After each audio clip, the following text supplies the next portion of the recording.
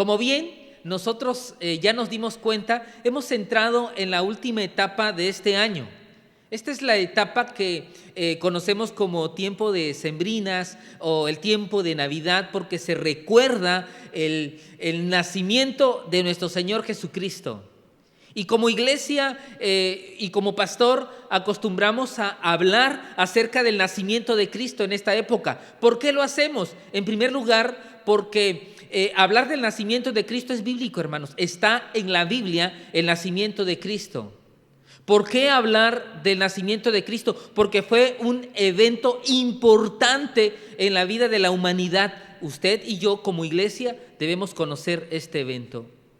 ¿Por qué hablar de este tema? Porque en estos tiempos se habla tanto de la Navidad, del nacimiento de Cristo, que el 95% de lo que se dice son creencias populares, tradicionales, que han caminado de generación en generación, pero el 95% de ellas no está basado en la palabra de nuestro Dios. Y si vamos a celebrar algo, y vamos a conmemorar y vamos a poner en alto el nacimiento de nuestro Señor Jesucristo, la vida de nuestro Señor Jesucristo debe de ser como lo marca en la palabra de nuestro Dios. Así es que como pastor, esta es mi tarea, poder hablarte acerca de los conceptos, de la perspectiva que está en la edificante palabra de nuestro Dios. Así es que una vez más, hablaremos del amor de Dios, de la gracia de Dios, de la misericordia de Dios, porque cuando hablamos del nacimiento de Cristo es hablar del amor de Dios. Cuando hablamos del nacimiento de Cristo es recordar que fuimos llenos de la gracia y la misericordia de nuestro Dios. Hoy vamos a hablar acerca del comienzo de la historia de la redención. En otras palabras, hoy quiero decirte dónde comenzó la Navidad.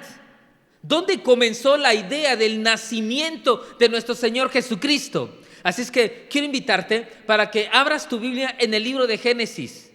Así es como acabas de escuchar, libro de Génesis, el primer libro de la Biblia, escrita 4000 años antes de la venida de Cristo. Ahí se habla acerca del nacimiento, la vida, la muerte de nuestro Señor Jesucristo. Génesis capítulo 3. Génesis capítulo 3. Y vamos a enfocarnos en este momento en los versículos 14 y 15. Vamos a leer juntos este versículo de la palabra de nuestro Dios, estos dos versículos de la palabra de nuestro Dios, pero vamos a enfocarnos exclusivamente en el versículo 15. Ya lo tienen, hermanos. Le voy a pedir, por favor, que lo lean en voz alta ustedes. Versículo 14 y 15. Dice así la edificante palabra del Señor. Jehová Dios dijo a la serpiente: por cuanto esto hiciste, maldita serás entre todas las bestias y entre todos los animales del campo. Sobre tu pecho andarás y polvo comerás todos los días de tu vida. Y pondré enemistad entre ti y la mujer, y entre tu simiente y la simiente suya. Esta te herirá en la cabeza y tú le herirás en el calcañar. Voy a volver a leer el versículo 15 y dice Génesis 3:15. Y pondré enemistad entre ti y la mujer, entre tu simiente y la simiente suya. Esta te herirá en la cabeza y tú le herirás en el calcañar. Cuando nosotros leemos esta porción de la palabra de nuestro Dios, encontramos la primera vez que en la Biblia se habla acerca de la venida de nuestro Señor Jesucristo. Este es el primer pasaje en las Sagradas Escrituras donde se nos anticipa la venida de nuestro Señor Jesucristo. Este es el comienzo de la historia de nuestro Señor Jesucristo. Me gustaría que en casa ustedes pudieran leer Génesis capítulo 3, todo el capítulo 3.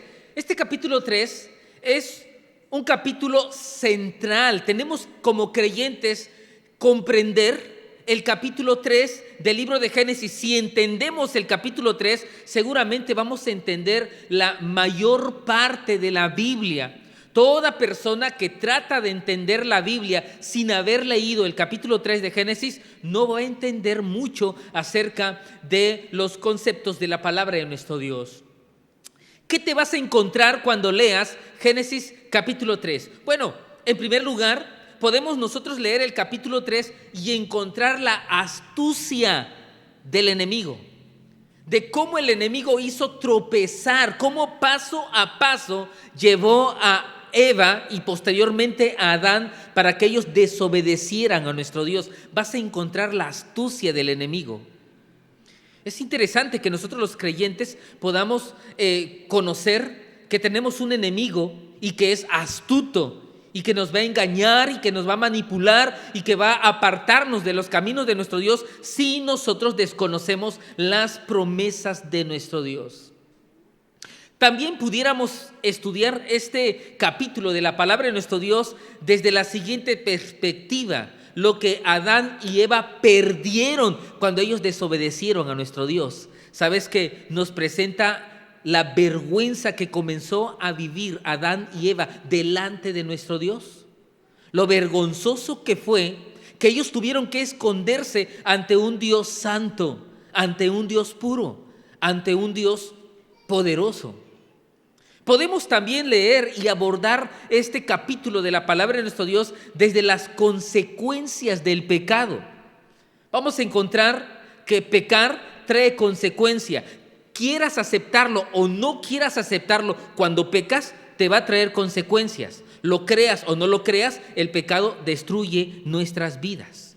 Tarde o temprano nos alcanza la consecuencia de nuestros pecados. Cabe aclarar que el día que Adán y Eva probaron del fruto prohibido, en el momento en que Eva estiró la mano y tuvo el fruto en su mano, no murieron. Quiero aclararles que el momento en que mordieron la fruta, no murieron. Quiero aclararte que en el momento en que ellos se presentaron delante del Señor, no murieron. Ellos siguieron viviendo por años y años, pero un día les alcanzó la consecuencia del pecado. Este capítulo de la palabra de nuestro Dios lo podemos abordar desde las palabras de disciplina, de juicio, de consecuencia, de maldición para la vida de la serpiente, en este caso de Satanás, y de Adán y Eva. Vamos a encontrar, hermanos, que Dios maldijo a Eva, Dios disciplinó también a Adán y maldijo a la serpiente. Sí.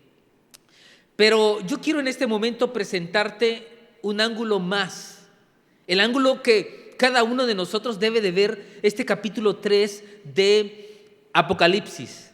Quiero que veas la tristeza que debió haber pasado, que el sentir que tuvo nuestro Dios, que como padre tuvo que disciplinar a sus hijos.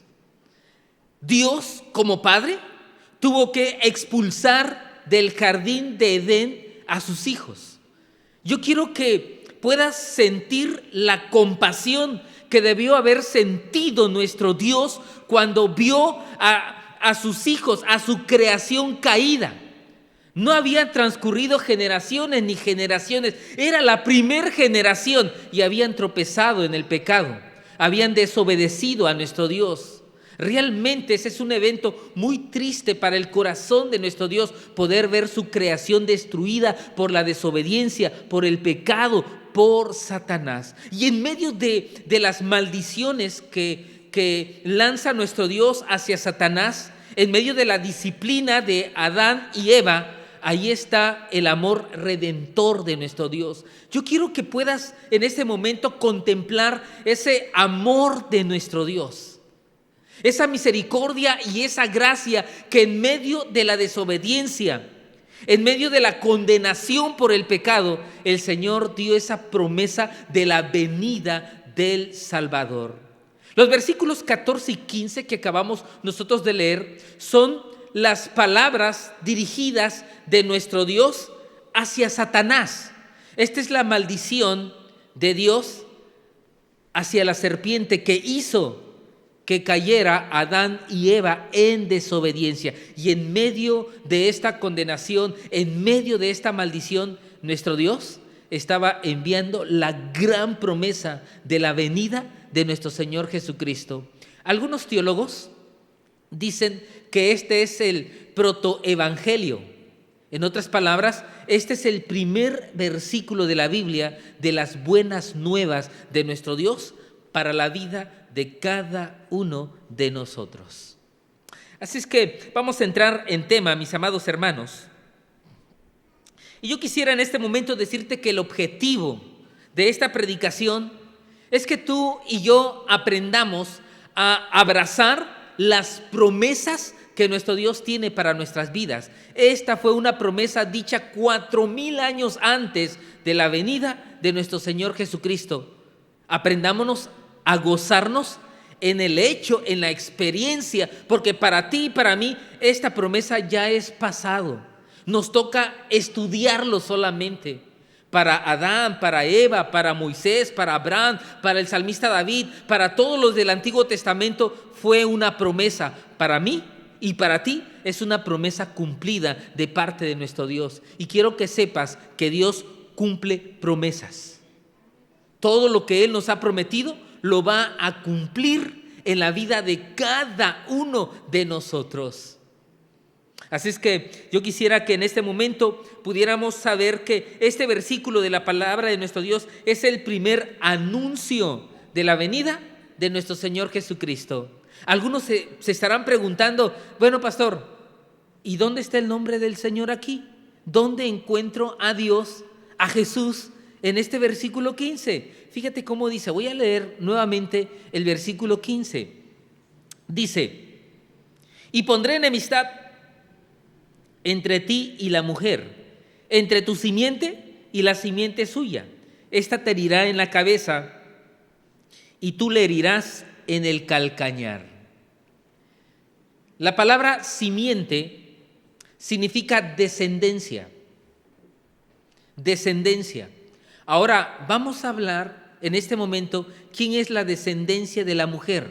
Dice, y pondré enemistad entre tu simiente y la simiente suya, entre la simiente de Satanás y la simiente de la mujer. ¿Quién es la simiente de la mujer? ¿Quién es la simiente de Eva? El apóstol Pablo nos lo aclara a nosotros en Gálatas, capítulo 3, versículo 16. Vayamos a esa porción de las Sagradas Escrituras. Gálatas, capítulo 3, versículo 16. Dice la edificante palabra del Señor de la siguiente manera: ahora bien, a Abraham fueron hechas las promesas y a su simiente, no dice y a las simientes, como si fuese de muchos, sino como de uno, y a tu simiente, la cual es Cristo. Aquí el apóstol Pablo está diciendo que la simiente es nuestro Señor Jesucristo. Yo quisiera que nosotros cuando leamos la palabra de nuestro Dios, hay muchas formas de poder abordar la palabra de Dios. Y algunos se preguntan, ¿y cómo puedo leer yo el Antiguo Testamento? Mira, yo quiero en este momento desafiarte.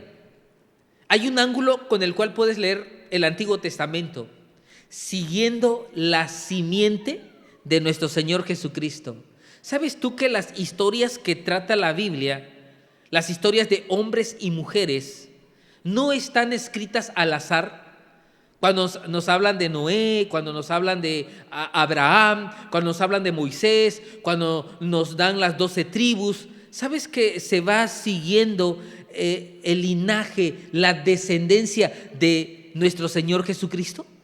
Por esa razón usted va a encontrar algunos capítulos de la palabra del Señor que probablemente sean capítulos hasta cierto punto aburrido para cada uno de nosotros. Yo no sé cuántos nos hemos ido a leer el libro de Crónicas y nos hemos encontrado en el libro de Crónicas que Abraham, padre de Isaac, e Isaac, padre de Esaú, padre de Jacob, y empieza a decir padre de tal, hijo de tal, padre de tal, hijo de tal. Y algunos de nosotros, la verdad, sentimos un poco tedioso esas lecturas de la palabra de nuestro Dios. Pero ¿sabes por qué se nos está dando esas genealogías? Para que usted y yo comprendamos que nunca se perdió la genealogía de nuestro Señor Jesucristo. Por esa razón, cuando Mateo escribió la palabra de nuestro Dios, en el capítulo 1 está la genealogía de nuestro Señor Jesucristo.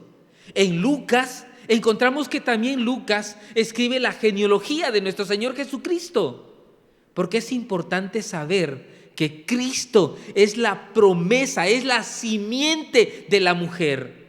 Así es que este es el versículo, es la primer buena nueva que dio nuestro Dios, que enviaría un redentor, que enviaría la salvación a nosotros. Cuando nosotros hablamos del nacimiento de Cristo, ese nacimiento fue dicho en el jardín de Edén.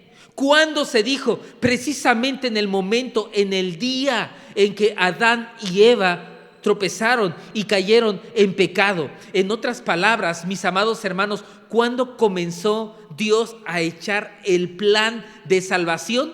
El día en que cayó Adán y Eva, hermanos. Qué gran amor de nuestro Dios para una humanidad que se acababa de apartar de Dios, de una humanidad que le había fallado al Señor, que el día en que cayeron, el día en que se destruyó su relación con Dios, ese mismo día, allí en el jardín de Edén, nuestro Dios prometió la salvación en Cristo Jesús. Así es que, mis amados hermanos, tenemos mucho que alabar a nuestro Dios. Así es que cuando hablamos de la salvación de la vida de cada uno de nosotros, estamos hablando que la salvación comenzó en el corazón de nuestro Dios. Dios no tenía necesidad de poder dar una promesa de salvación. Dios no tenía la necesidad de poder enviar a su Hijo Jesucristo, pero cuando nos vio perdidos, extraviados, cuando vio que la semilla del pecado había dañado nuestra relación con Dios, inmediatamente nuestro Dios echó a andar este plan de salvación. Ahora déjame decirte algo muy importante, mis amados hermanos. Cuando leemos Génesis, encontramos que desde Génesis, desde el día en que Adán y Eva cayeron, ahí comenzó a actuar, a moverse el plan de salvación. Pero quiero llevarte a un pasaje de la palabra del Señor donde nos dice que todo estaba planeado desde antes de la fundación del mundo. Abramos nuestras Biblias, ahí en Primera de Pedro, capítulo 1, versículos de 18 al 20. Primera de Pedro, capítulo 1, versículos del 18 al 20.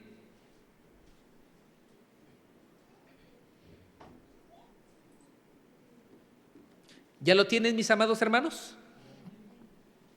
Voy a leerlo, usted siga con su vista y traten de encontrar cuándo comenzó el plan de salvación. ¿En qué momento Dios planeó la salvación de nosotros los seres humanos?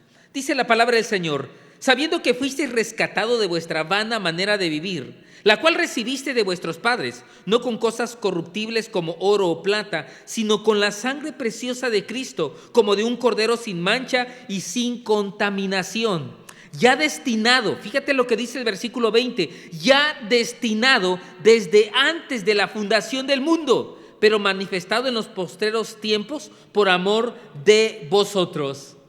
Me emociona leer el versículo 20. Fíjate que este versículo dice, ya destinado desde antes de la fundación del mundo, desde antes que nuestro Dios creara este universo. Fíjate que el libro de Génesis, capítulo 1, comienza, hermanos, desde el día en que Dios empieza a hacer la creación. En el principio creó Dios los cielos y la tierra. Pero lo que está diciendo Pedro en este versículo de la palabra de nuestro Dios es lo que pasó antes de ese principio. Antes de Génesis 1:1.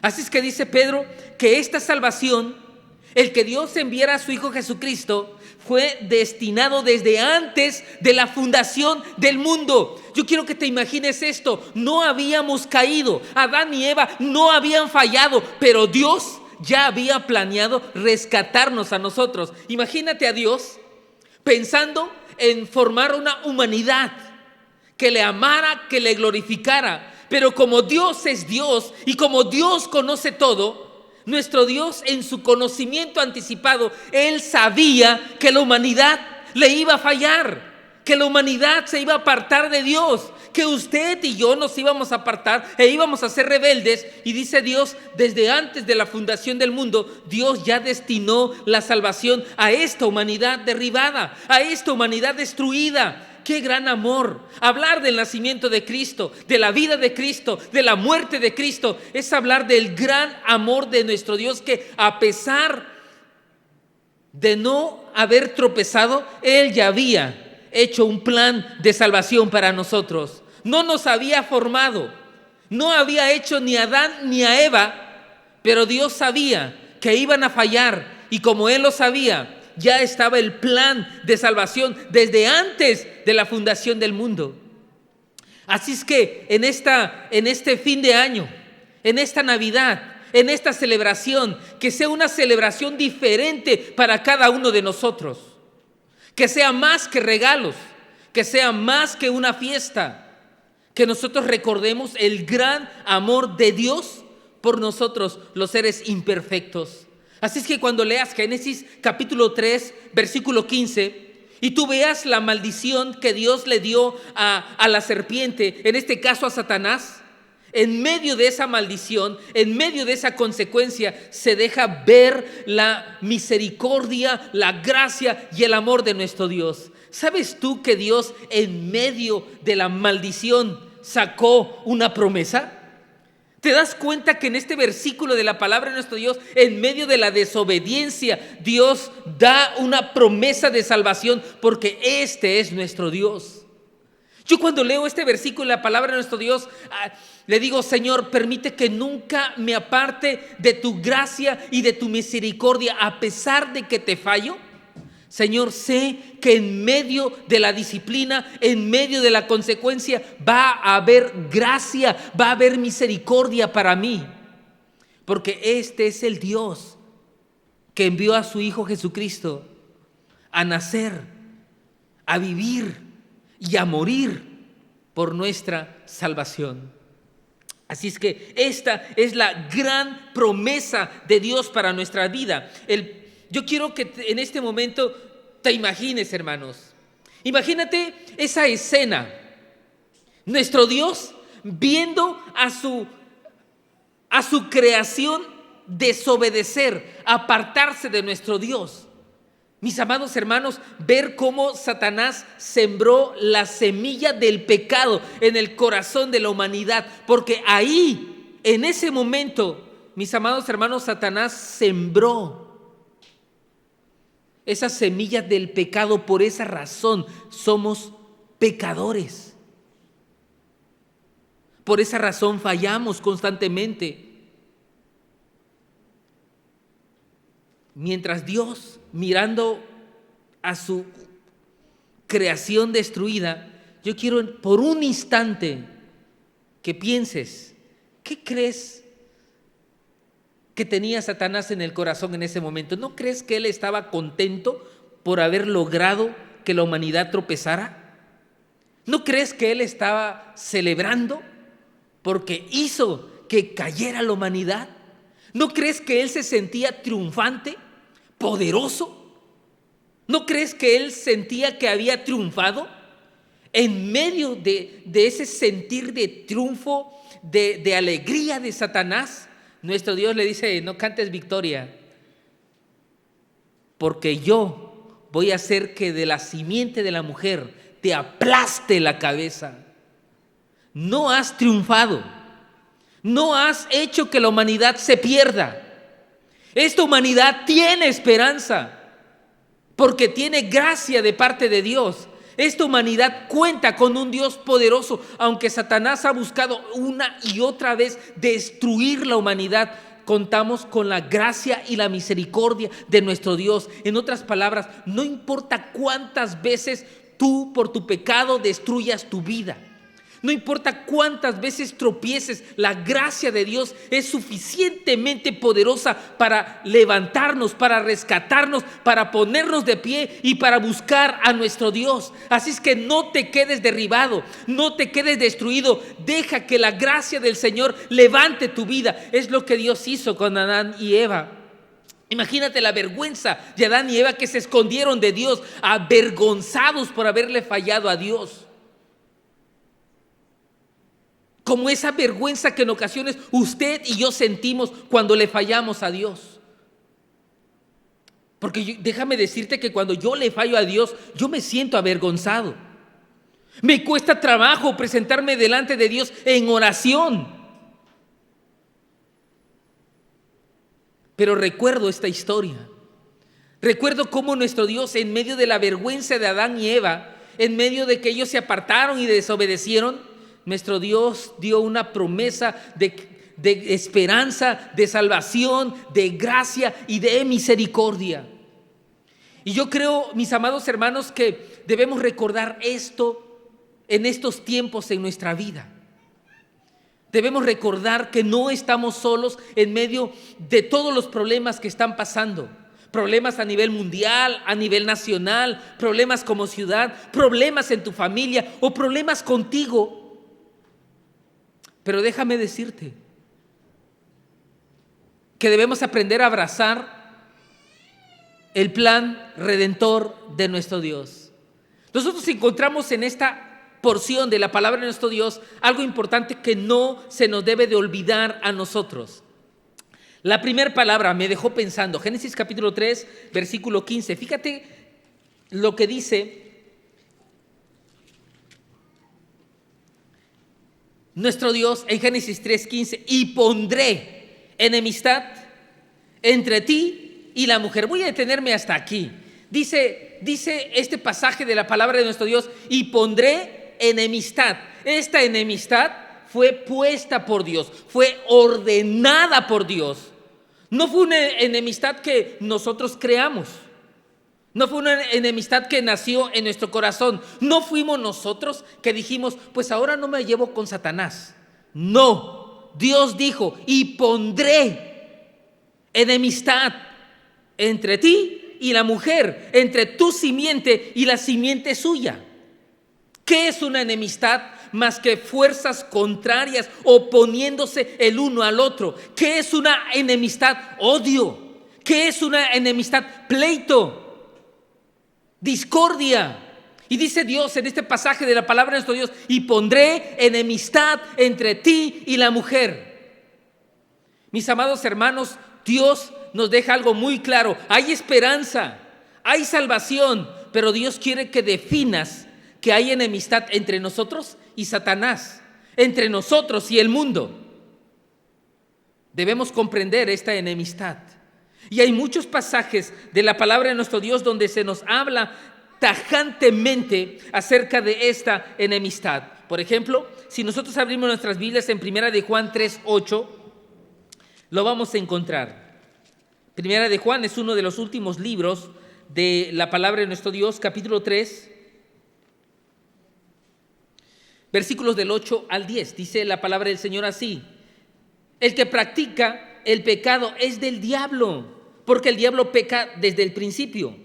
Para esto apareció el Hijo de Dios, para deshacer las obras del diablo. Todo aquel que es nacido de Dios no practica el pecado, porque la simiente de Dios permanece en él y no puede pecar porque es nacido de Dios. En esto se manifiestan los hijos de Dios y los hijos del diablo. Todo aquel que no hace justicia y que no ama a su hermano no es de Dios. ¿Te das cuenta de la enemistad aquí? Dice nuestro Dios, dice el escritor Juan, en este pasaje de la palabra del Señor: el que practica el pecado es del diablo, porque el diablo peca desde el principio. Dice: para esto apareció el Hijo de Dios, para esto vino Cristo, para sembrar en nosotros esa semilla de la gracia y la misericordia. Y dice que tenemos la simiente de Cristo en nosotros. Cristo es la gran simiente prometida. Y cuando Cristo murió en la cruz del Calvario por nosotros, a través de la fe, Él siembra su simiente dentro de nosotros. Nacimos con esa semilla del pecado en nuestros corazones. Nacimos apartados de Dios, buscando el mal en nuestra vida, pero para esto apareció el Hijo de Dios, para sembrar su semilla a través de la fe en nuestro Señor Jesucristo. Y cuando recibimos a Jesús en el corazón, esa semilla empezó a obrar en nuestra vida. Ahora, dice este pasaje de la palabra del Señor, ahora podemos hacer cosas justas. Ahora podemos vivir en santidad porque hay una nueva semilla dentro de nosotros. La simiente de Cristo está en nosotros. Nuevamente, Génesis 3:15, la simiente, obrando y trabajando hasta estos tiempos en nuestra vida. Esta es la gran promesa de Dios para nuestras vidas. Pero no solamente es una promesa, también es una gran batalla. Y pondré enemistad entre ti y la mujer, entre la simiente suya, entre tu simiente y la simiente suya. Esta te herirá en la cabeza y tú le herirás en el talón, en el calcañar, en los pies. Estaba hablando de la gran batalla en la cruz del Calvario. Estaba anticipando cómo esa muerte de nuestro Señor Jesucristo iba a derribar a Satanás. Ese Satanás triunfante, ese Satanás que logró hacer tropezar a la humanidad, ahora iba a ser destruido a través de nuestro Señor Jesucristo. Por eso Satanás no puede resistir el poder de la sangre de nuestro Señor Jesucristo. Por eso Satanás puede destruirnos, pero la sangre de Cristo tiene poder para levantarnos. No hay nada que Satanás haga y que la sangre de Cristo no pueda edificarlo, destruirlo y levantarlo. Abracemos a nuestro Señor Jesucristo en fe. La Navidad no se desarrolló en un centro comercial, no se desarrolló en medio de una cena, se desarrolló en un pesebre. La Navidad es cuando nuestro Señor Jesucristo nació.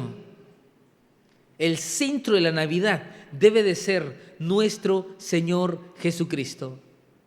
Así es que, mis amados hermanos, es tiempo de que nosotros recordemos que nuestro Dios cumple sus promesas. Cristo ya fue enviado. Hoy a nosotros nos toca celebrar el que Dios cumple promesas.